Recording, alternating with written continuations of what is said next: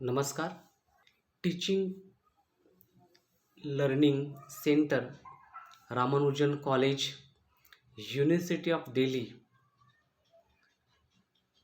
आणि Pandit Madan Mohan Malaviya national mission on teachers and teaching, ministry of education यांच्या under 23 October ते 6 November 2021 या कालावधीमध्ये रिसर्च मेथोडॉलॉजीचा प्रोग्रॅम आयोजित केला गेला आहे. तेव्हा या रिसर्च मेथोडॉलॉजीच्या प्रोग्राममध्ये सहभागी झालेल्या सर्वांचे मी मनपूर्वक स्वागत करीत आहे. सर्वांना या कोर्सच्या संदर्भामध्ये शुभेच्छा देत आहे. मी माझा सर्वप्रथम परिचय करून देत आहे. मी doctor Ashok Ramsingh Vasave, associate professor, department of political science, HPT arts and RYK science college, Nashik, Maharashtra. मला या रिसर्च मेथोडॉलॉजीच्या कोर्समध्ये मला जो विषय दिला गेला आहे संयोजकांनी, तो विषय आहे संशोधन करीत असताना संशोधनाचा विषय कसा निवडावा आणि त्याचा पूर्व अभ्यास, म्हणजेच संशोधन विषय निवड व पूर्वाभ्यास, हा विषय मला संयोजकांनी दिलेला आहे. तेव्हा चला आपण या विषयाची मांडणी मी 2 पद्धतीने केलेली आहे.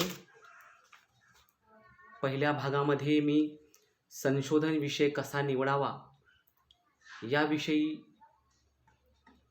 मी मांडणी केली आहे, तर दुसऱ्या भागामध्ये पूर्वाभ्यास, रिव्ह्यू ऑफ लिटरेचर, हा भाग दुसऱ्या भागामध्ये केलेला आहे. तर चला आपण आपल्या विषयाकडे आता वळूयात.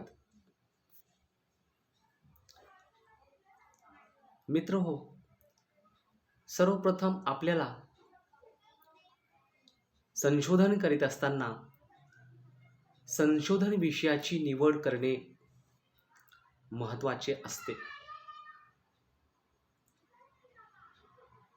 आणि त्या विषयाच्या अनुषंगाने आज आपण बघत आहोत की आपण आधुनिक काळामध्ये वावरत असताना सतत आपण बघतोय की सतत नवनवीन विषयांवर संशोधन केले जात आहेत. वेगवेगळ्या क्षेत्रामध्ये नव्या गोष्टींचा शोध लागला आहे. विज्ञान असो, शास्त्र असो, वाणिज्य असो, सामाजिक शास्त्रे असो, अशा विविध क्षेत्रामध्ये अविरतपणे संशोधनाचे काम अनेक शास्त्रज्ञांच्या मार्फत सुरू आहे. आणि म्हणून आपण देखील एक अभ्यासक आहात, एक संशोधक आहात. तर या अनुषंगाने आपल्याला विशेषतः आपण सामाजिक शास्त्राचे असल्यामुळे या सामाजिक शास्त्रामध्ये विषयाची निवड कशी करावी हे आपण पाहणार आहोत. मित्रांनो, विषयाची निवड पाहण्या अगोदर संशोधन म्हणजे काय? What is research? तर संशोधन म्हणजे काय हे आपण आधी जाणून घेऊयात. मित्रांनो, शास्त्रीय आणि वैज्ञानिक पद्धतींचा अवलंब करून नैसर्गिक शास्त्रात संशोधन केली जातात आणि ही संशोधने सामाजिक शास्त्राला देखील लागू पडतात. आणि त्यामुळे सामाजिक शास्त्रामध्ये जी संशोधने होतात, मग सामाजिक शास्त्र देखील एक सायन्स किंवा शास्त्र किंवा विज्ञानमय झालेले आहे असे आपल्याला म्हणता येईल. अलीकडे सर्वच बौद्धिक व्यवहारामध्ये शास्त्रीयतेला महत्त्वाचे अधिष्ठान प्राप्त झाले आहे. सामाजिक घटनांची वास्तविकता आणि वास्तविक कारणमीमांसा जाणून घेण्याची इच्छा आणि जिज्ञासा हा एक सामाजिक संशोधनाचा आधार राहिलेला आहे. त्यामुळे जिज्ञासू वृत्ती जी आहे, ती जिज्ञासू वृत्ती ही आपणामध्ये विशेषतः निर्माण व्हायला पाहिजे. यासाठी रिसर्च मेथॉडॉलॉजी सारखा कोर्स आयोजित केला जात असतो. सामाजिक घटनांच्या संदर्भात केल्या जाणाऱ्या संशोधनास सामाजिक संशोधन असे म्हटले जाते. मग सामाजिक तथ्य, घटना, सिद्धांत आणि नवीन ज्ञान अशा विविध बाबींच्या संदर्भात जे संशोधन होत असते, त्या संशोधनास सामाजिक संशोधन असे म्हणता येते.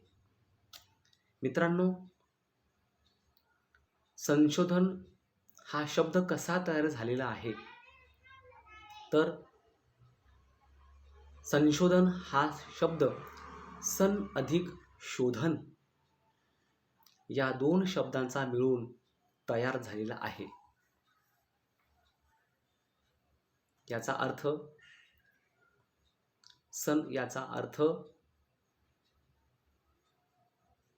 संपूर्ण किंवा समग्र असा होतो.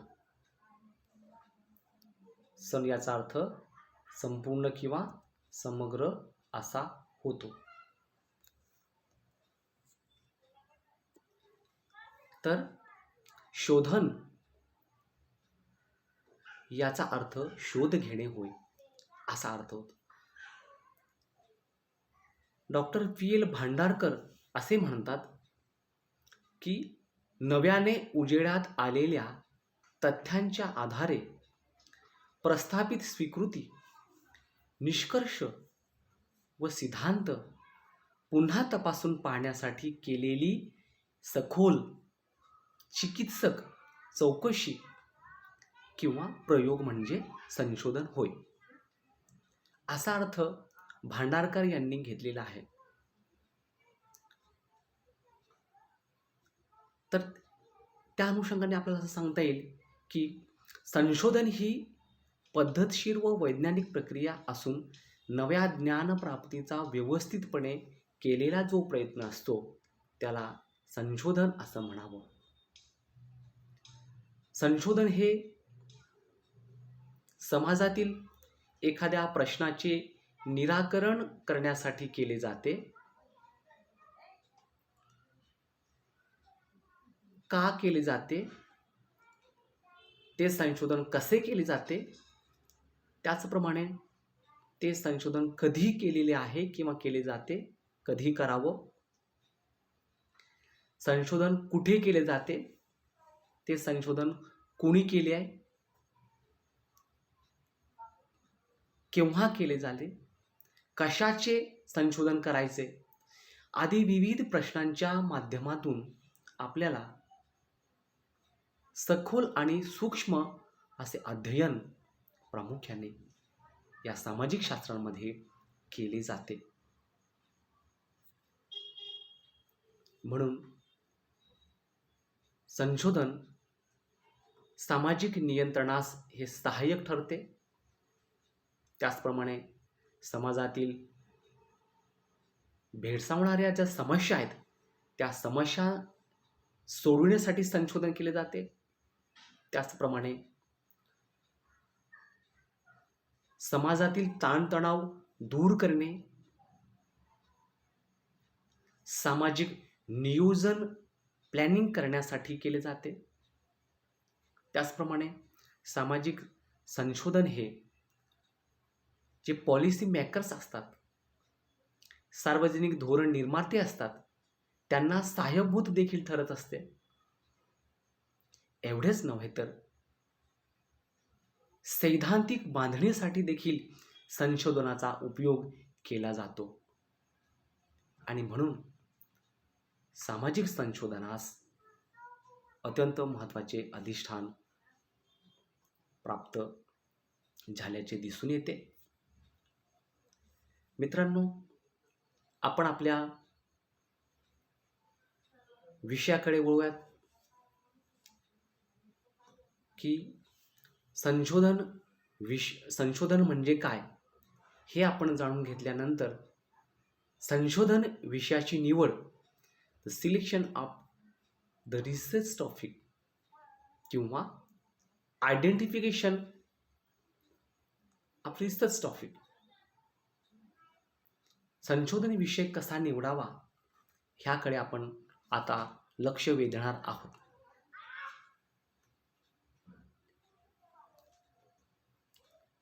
तर संशोधन कार्यामध्ये सर्वात प्राथमिक पायरी जर कोणती असेल तर ती असते विषयाची निवड. विषयाची निवड करणे किंवा त्या विषयाची किंवा समस्येची निवड करणे. संशोधक जेव्हा विषयाची निवड करतो तेव्हा त्यास विषयाची निवड हीच एक समस्या होऊन बसते. म्हणजे विषयाची निवड केली की त्या विषयाकडे आपण एक प्रॉब्लेम म्हणून पाहतो, एक समस्या म्हणून त्याकडे लक्ष केंद्रित करतो. आणि म्हणून विषयाची निवड करण्यासाठी आपणास काही प्रेरणादायी घटक महत्त्वपूर्ण ठरतात. काही प्रेरक असे जे घटक आहेत त्या घटकांकडे आपण या ठिकाणी लक्ष वेधणार आहोत. तर मित्रांनो, पहिला जो घटक आहे तो म्हणजे संशोधकाची आवड. पहिला जो घटक आहे तो म्हणजे संशोधकाची आवड. म्हणजे सामाजिक संशोधनामध्ये संशोधकाने इंटरेस्ट निर्माण करणं आवश्यक आहे. त्याविषयी प्रामुख्याने आवड निर्माण व्हायला पाहिजे. त्याचा इंटरेस्ट आहे, तो इंटरेस्ट या ठिकाणी महत्त्वपूर्ण आहे. आणि त्याचबरोबर त्या संशोधकाची जिज्ञासाची वृत्ती प्रामुख्याने निर्माण व्हायला पाहिजे. मित्रांनो, विषय किंवा समस्येची निवड करताना संशोधनकर्त्याची जिज्ञासा कोणत्या क्षेत्रामध्ये आहे, ज्या क्षेत्रामध्ये असेल त्या क्षेत्रामध्ये त्याची जिज्ञासाची वृत्ती वाढविली पाहिजे, त्याची रुची वाढविली पाहिजे. आणि सुरुवातीला संशोधनकर्त्याला आपले अध्ययन किंवा विषय किंवा समस्येचे सखोल असे ज्ञान नसते. आणि म्हणून ज्या विषया क्षेत्रातील विशिष्ट बाब संशोधनकर्त्यास समस्या बाबत वाटते किंवा ज्या बाबींसंबंधी प्रश्न उपस्थित करतो त्यास सामान्य विषयक क्षेत्र असे म्हणतात. यालाच जिज्ञासा क्षेत्र असे म्हणतात. आणि म्हणून संशोधकाची जिज्ञासा जी वृत्ती आहे, जी अभिरुची आहे, रुची आहे, या गोष्टीला अत्यंत महत्त्व आहे. त्याचप्रमाणे आपल्याला असं म्हणता येईल की संशोधनकर्ता संशोधनासाठी ज्या सर्व मान्य विषयाची निवड करतो त्या विषयाच्या अनेक पैलूंबाबत त्याला ज्ञान नसते आणि म्हणून त्यापूर्वी ज्ञान जाणून घेण्याची जी जिज्ञासा त्याच्या मनात निर्माण झालेली असते त्या विषयाबाबत वाटणारे कुतूहल यामुळे त्याला संशोधन करण्याची जी प्रेरणा मिळते आणि अध्ययन विषय नवीनच असावा असेही नाही, ज्या विषयाचे थोडेफार अध्ययन झाले असाही विषय किंवा अध्ययन क्षेत्राबाबतची सिद्धांत व्यवस्था ही विकसित झाली आहे अशाही क्षेत्रामध्ये विषयाबाबत आपण सिद्धांत व्यवस्थेवर आधारित विशिष्ट भविष्यकथन किंवा गृहीत कृत्यांचे प्रामाण्य पारखून घेण्यासाठी संशोधनकर्ता हा त्या जुन्या विषयावर देखील संशोधन करू शकतो आणि म्हणून संशोधकाची जिज्ञासा वृत्ती हा एक महत्त्वपूर्ण घटक या ठिकाणी आहे. त्याचप्रमाणे संशोधकाच्या स्वतःच्या संस्कृतीचा प्रभाव देखील विषय निवडीच्या संदर्भामध्ये महत्त्वपूर्ण ठरतो. आपण वेगवेगळ्या क्षेत्रामधून किंवा वेगवेगळ्या समूहामधून आपण आलेलो आहोत आणि त्यामुळे साहजिकच त्या समूहाविषयी त्या समूहाच्या संस्कृतीविषयीचा प्रभाव आपणावर झालेला असतो आणि त्यामुळे खरे तर त्या संस्कृतीचा प्रभाव हा त्या संबंधित संशोधकावर पडलेला असतो आणि त्यामुळे संशोधक हा साहजिकच आपल्या समूहावर विशेषतः लक्ष केंद्रित करीत असतो. त्याचप्रमाणे पुढचा घटक आहे तो म्हणजे संशोधकाचे सभोवतालचे अवलोकन किंवा निरीक्षण. हा घटक देखील आपणास प्रेरणादायी ठरत असतो. जसे की आपण राहत असलेल्या परिसराविषयी आपण जाणून आहात आणि या सभोवतालच्या पर्यावरणामध्ये एन्व्हायरमेंटमध्ये जर आपण राज्यशास्त्र या विषयाचे असाल तर सभोवताली घडणाऱ्या ज्या राजकीय घटना आहेत त्या घटनांविषयीचे आपण निरीक्षण अवलोकन त्या घटनांचे करीत असतो. आपण जर समाजशास्त्राचे असाल तर खऱ्या अर्थाने ज्या सामाजिक घटना ज्या घडत असतात जसे की समाज भाषा समाजातील भाषा धर्म जात प्रदेश हे घटक समाजशास्त्रासाठी महत्त्वपूर्ण असतात. तर राज्यशास्त्रासाठी राजकीय व्यवस्था कायदेमंडळ कार्यकारी मंडळ न्यायमंडळ राजकीय पक्ष आणि लोकशाहीचा चौथा स्तंभ म्हणजे मीडिया. तर या सर्व घटकांचं आपण सभोवताल ज्या सामाजिक राजकीय घटना घडतात किंवा आर्थिक घटना घडतात तर या सर्वांचं आपल्या मनावर परिणाम होत असतो आणि या सर्वांचा विषय निवडीसाठी आपणास त्या घटना प्रेरणादायी ठरतात. त्याचप्रमाणे संबंधित विषयावरील साहित्य परीक्षण आपण जो विषय निवडलेला असेल त्या विषयाच्या संदर्भामधील जे पूर्वसुरींनी लिहिलेले लिखाण आहे ते लिखाण आपण वाचत असतो. आपण ज्या ज्या विषयाचे आपण अभ्यासक आहात स्पेशलायझेशन ज्या ज्या विषयामध्ये आहेत त्या विषयामधील आपण तज्ज्ञ आहात आणि त्या विषयामधील आपले सखोल असं जे वाचन आहे ते वाचन आणि त्या वाचनामधून साहित्य परीक्षणामधून आपल्याला प्रेरणा मिळत असते आणि ही प्रेरणा विषय निवडीसाठी महत्त्वपूर्ण ठरते. त्याचप्रमाणे मान्यवरांनी काढलेले जे निष्कर्ष असतात, मान्यवरांनी काढलेले निष्कर्ष, उपाययोजना हे देखील आपल्यासाठी विषय निवडीसाठी महत्त्वपूर्ण ठरतात. जसे की आधी आपण म्हटलं की साहित्य परीक्षण करीत असताना आपल्याला वेगवेगळ्या संशोधकांनी मांडलेले जे निष्कर्ष आहे, जे मांडलेले निष्कर्ष आहे आणि त्या निष्कर्षांच्या अनुषंगाने आपणास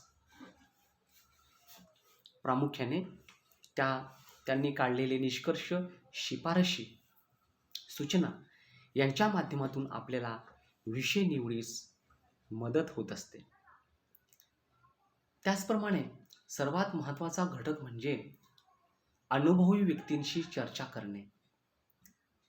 विद्यार्थी मित्रांनो, आपण आतापर्यंत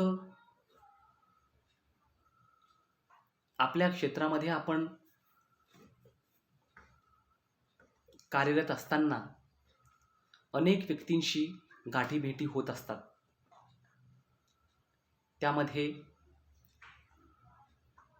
आपणास त्यांच्याशी वेगवेगळ्या विषयांवर चर्चा करीत असताना आपणास त्या चर्चेमधून विषय निवडीस मदत होत असते.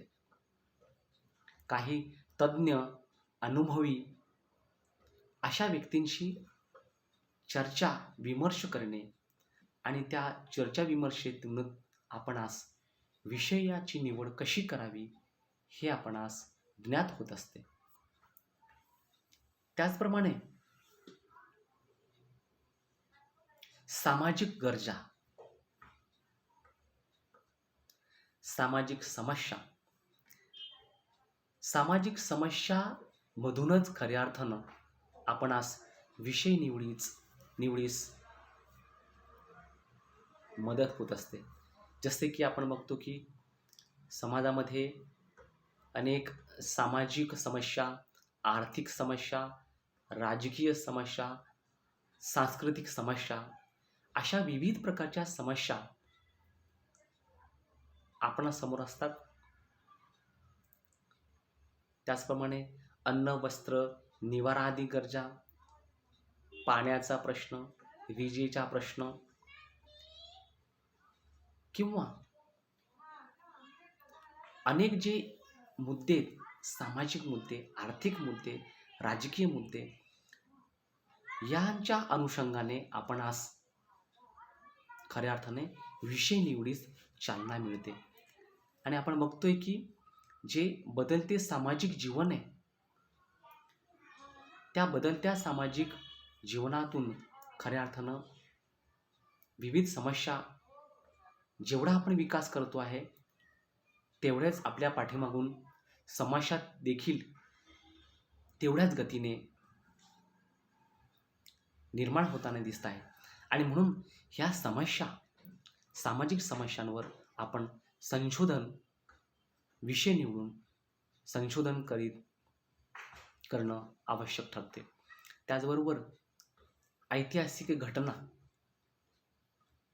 आपण जर इतिहासाचे असाल, इतिहास या विषयाचे स्पेशल विषय आपण घेतलेला असाल तर खऱ्या अर्थानं ऐतिहासिक घटनाच्या माध्यमातून, जसं की इतिहासामध्ये भूतकाळाचा अन्वयार्थ घेणे आणि वर्तमान काळामध्ये स्पष्टीकरण करणे आणि भविष्यकाळाचा वेध घेणे हे इतिहासाचं काम असतं. आणि त्यामुळे ऐतिहासिक घटना हे देखील आपल्याला विषय निवडीस चालना देतात. त्याचप्रमाणे वैज्ञानिकांचे संघटन, विज्ञानामध्ये लागलेले जे शोध आहेत त्या शोधांचाही अनुषंगाने आपण आज प्रामुख्याने विषय निवडीस चालना मिळते. त्याचबरोबर मूल्याभिमुखता म्हणजे जी मूल्ये आहेत समाजातली, जसं की स्वातंत्र्य, समता, बंधुता, अशी जी मूल्ये आहेत, आर्थिक मूल्ये, राजकीय मूल्ये, सामाजिक मूल्यांच्या बाबतीमध्ये आपण विषय निवड करू शकतो. एवढंच नाही तर आपण आज विषय निवडीसाठी गाईड, मार्गदर्शक, पर्यवेक्षक, सुपरवायझर, तर अशा मार्गदर्शकांशी चर्चा करून विषय निवडता येते. असे असले तरी विषय जो आपण निवड करत असतो तो सुरुवातीला ढोंबळ मनाने आपण निश्चित करीत असतो. त्याचे उदाहरणार्थ असं बघता येईल की कामगारांचा अभ्यास हा ढोंबळ मनाने उदाहरणार्थ विषय म्हणून आपल्याला सांगता येईल की कामगारांचा अभ्यास किंवा संयुक्त राष्ट्रांचा अभ्यास, कथा, कादंबरी, नाटक यांचा अभ्यास किंवा जाती संघटनांचे अध्ययन, अर्थकारणाचे अध्ययन आदी विषय हे ढोंबळ मनाने आपण त्यांची निवड करतो. परंतु त्यातून तथ्य संकलन कसं करावं, तथ्य संकलनाच्या पद्धती कोणत्या, तथ्य संकलनाची साधने कोणती, त्यांचा उपयोग कसा करावा, त्यांचे विश्लेषण कसे करावे, या संबंधीचे ज्ञान या आपण निवडलेल्या ढोंबळ मनाच्या विषयामधून व्यक्त होत नाही. आणि म्हणूनच आपल्याला विषय निवड झाल्यानंतर प्रामुख्याने समस्या सूत्रण करणं आवश्यक ठरते.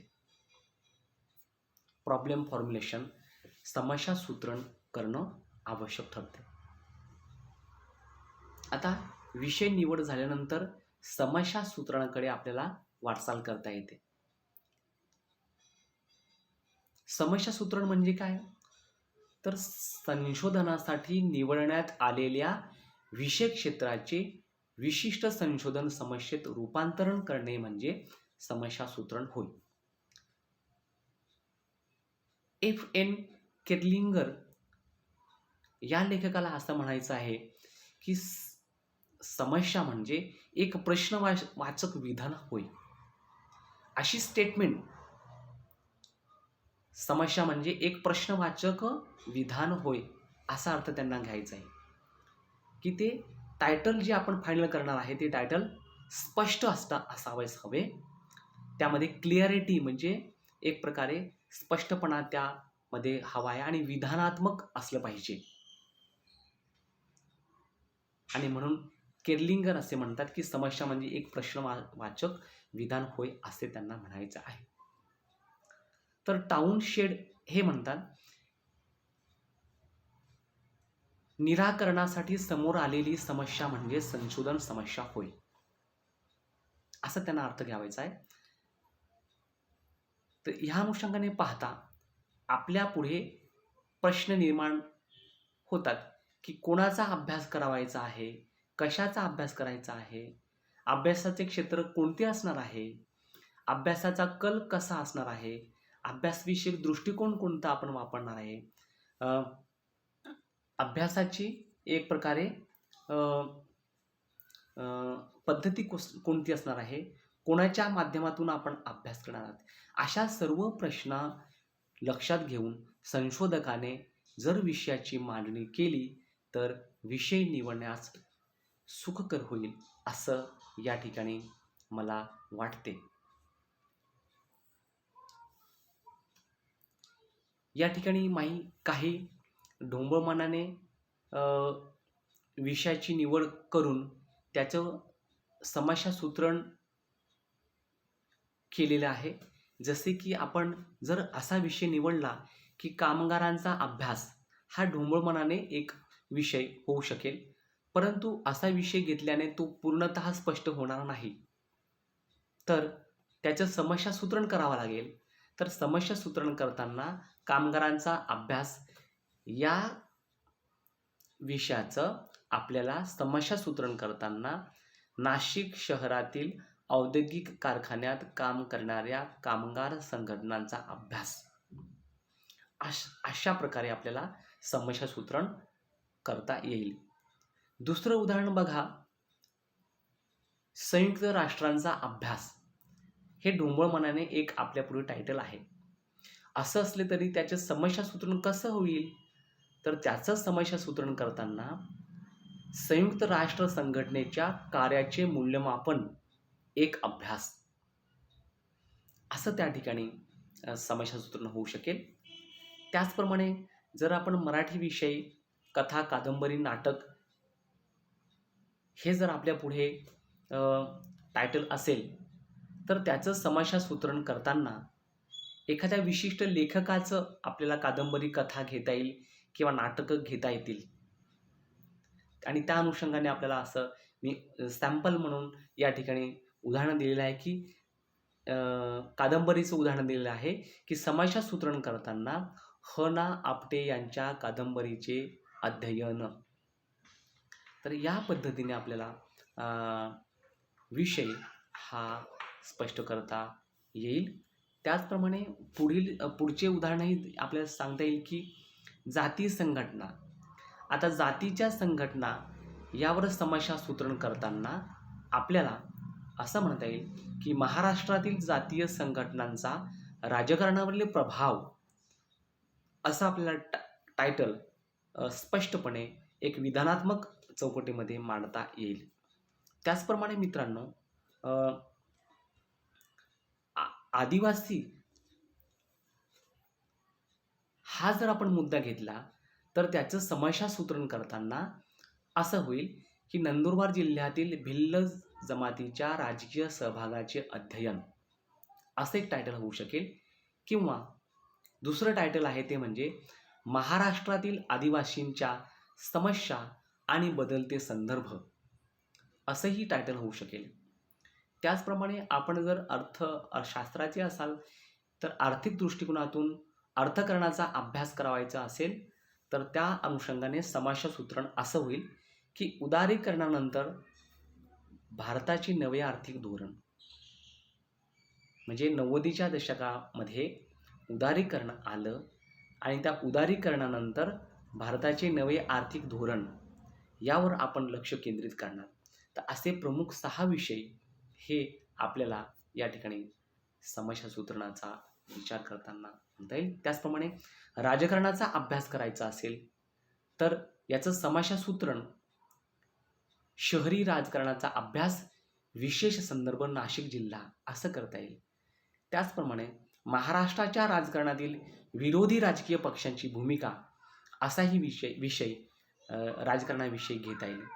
त्याचप्रमाणे विचारवंतांचा अभ्यास करायचा असेल तर समस्यासूत्रण असं होईल डॉक्टर बाबासाहेब आंबेडकरांच्या राजकीय विचारांचा अभ्यास असं होऊ शकेल. त्याचप्रमाणे महात्मा ज्योतिबा फुले यांचे सामाजिक विषमतेविषयक विचार असं समस्यासूत्रण होऊ शकेल. तर समस्यासूत्रण विषयक जे घटक आहे त्यामध्ये आपल्याला असं सांगता येईल की निवडलेल्या विषय संशोधकाच्या आवडीचा आहे काय, संबंधित साहित्य उपलब्ध आहे काय, अध्ययनाचे घटक उपलब्ध होतील काय, आवश्यक तंत्र उपलब्ध आहेत काय, संशोधन कार्य निर्धारित वेळेत पूर्ण होईल काय, संशोधनाची उपयुक्तता राहील काय, आवश्यक परवानगी मिळेल काय, असे विविध प्रश्न लक्षात घेऊन संशोधकाने पुढील वाटचाल करणे आवश्यक ठरते. आता या ठिकाणी जो दुसरा भाग आहे तो म्हणजे साहित्य पुनरावलोकन किंवा पूर्वाभ्यास, रिव्ह्यू ऑफ लिटरेचर. पहिला भाग आपण अभ्यासला विषयाची निवड कशी करावी. दुसऱ्या भागामध्ये आपण साहित्य पुनरावलोकनाचा हा मुद्दा आधीही आलेला होता. तर साहित्य पुनरावलोकन म्हणजे एखाद्या विषयावरील मागील संशोधनाचा सर्वसमावेशक सारांश असतो.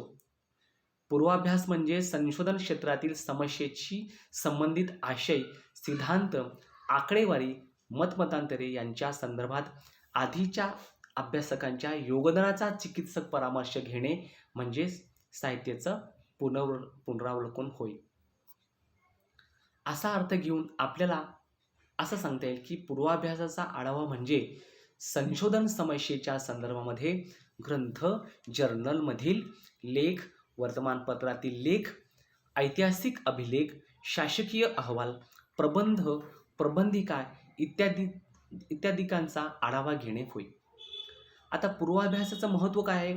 तर पांढरी पांडे यांनी सांगितलेले आहे की पूर्वाभ्यासाचे महत्त्व त्यांनी असं सांगितलेलं आहे की पूर्वी झालेल्या अधिकाधिक संशोधनाचे समालोचन करणे, पुरेसे संशोधन झाले आहे की अपुरे झालेले आहे, जुन्या संदर्भातील तथ्ये पुन्हा तपासून बघता येऊ शकतात. एक प्रकारची ही संशोधनाची पुनरावृत्तीच असते. पुनर्प्रत्ययाच्या दृष्टीने शास्त्रीय विकासाला आवश्यक असून इतर संशोधकांनी कोणत्या पद्धती वापरल्या आहेत, कोणती तंत्रे वापरली आहेत, ती कशा प्रकारे वापरली आहेत याचे सुद्धा ज्ञान हे आपण आज पूर्वाभ्यासाच्या आढावा घेतल्यानंतरच ज्ञात होत असते. आणि म्हणून विविध तज्ज्ञ, अभ्यासक, लेखक, संशोधक यांनी आपापली मते, निरीक्षणे नोंदविलेली असतात. त्यांचा अभ्यासाचा परामर्श घेणे म्हणजे पूर्वाभ्यासात अपेक्षित असते. आता साहित्य परीक्षण विषयक जी साधने आहेत, सर्वसामान्यपणे आपल्याला असं सांगता येईल की आंतरराष्ट्रीय पातळीवरील साहित्याचं परीक्षण करणं, राष्ट्रीय पातळीवरील साहित्याचं परीक्षण करणं, घटक राज्य पातळीवरील साहित्याचं परीक्षण करणं आणि स्थानिक पातळीवरील साहित्याचं परीक्षण करणं ही प्रामुख्याने ढोबळमानाने मी या ठिकाणी परीक्षणविषयक साधने कशा प्रकारची असतील तर या ठिकाणी सरकारी अहवाल असतील, जनगणना अहवाल, ह्युमन डेव्हलपमेंट इंडेक्स असतील, सरकारी आयोग असतील, निवडणूक आयोगाचे अहवाल असतील, media, print media, electronic media, प्रकाशित, अप्रकाशित शोध प्रबंध, प्रबंधिका, जिल्हा गेझेटियर किंवा सांख्यिकीय साधने, सामाजिक आर्थिक सांख्यिकीय आकडेवारी, विश्वकोशाचा वापर करणे, मराठी विश्वकोश, समाज विज्ञान कोश, शब्दकोश, ज्ञानकोश, चरित्रकोश, स्थलवर्णन कोश किंवा वर्तमानपत्रांचाही आपण उपयोग करू शकाल. दैनिके, नियतकालिके, पाक्षिके, वार्षिके, नियतकालिके, पुस्तके, संदर्भ ग्रंथ, गॅझेटियर्स अशा विविध साधनांचा आपण रिव्ह्यू ऑफ लिटरेचरमध्ये उपयोग करू शकतात. आणि या ठिकाणी मी नमुना उदाहरण म्हणून दिलेली आहेत की समजा ढोबळमानाने आपण आदिवासी व सामाजिक, राजकीय, आर्थिक विकास हा विषय घेतला तर याचे परीक्षण आपल्याला असं करता येईल.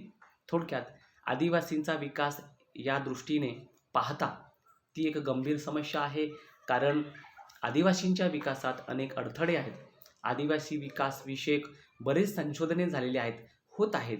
अनेक प्रबंध, प्रबंधिका, प्रकाशित आणि अप्रकाशित ग्रंथांमधून आदिवासींच्या विकास विषयक प्रकाश टाकण्यात आल्याचे दिसून येते.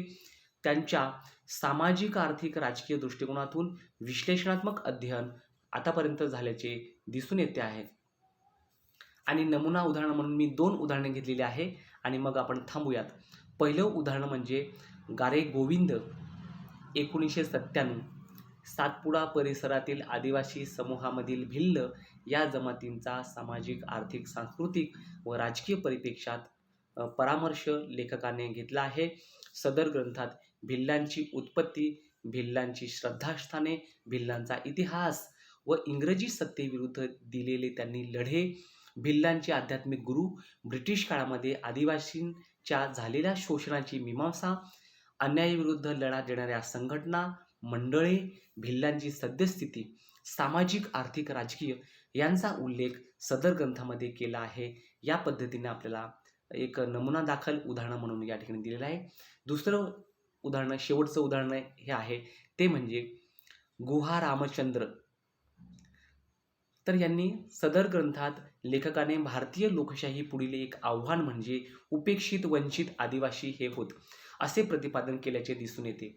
आदिवासी समूह जागतिकीकरणाच्या युगात राजकीय आर्थिकदृष्ट्या मागासलेला दिसतो. दलित आणि मुस्लिम समाज मागासलेला असला तरी आदिवासी अधिक मागासलेला आहे. नक्षलवाद सारख्या अराजकीय चळवळीस आदिवासी बळी ठरला. याचे कारण आदिवासी क्षेत्रात सरकारने मोठ्या प्रमाणात विकास प्रकल्प उभारले, त्यांच्या जमिनी हडपल्या.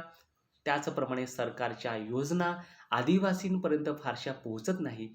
हे एक मोठे आव्हान भारतीय लोकशाही पुढील आहे. ते पेलण्याची क्षमता भारतीय राजकीय व्यवस्थेत निर्माण होणे गरजेचे आहे, असे लेखक या ग्रंथात प्रतिपादन करतात. तर अशा प्रकारे आपल्याला याप्रमाणे अशा पद्धतीने प्रामुख्याने जे रिव्ह्यू ऑफ लिटरेचर आहे ते करता येतं. थँक्यू.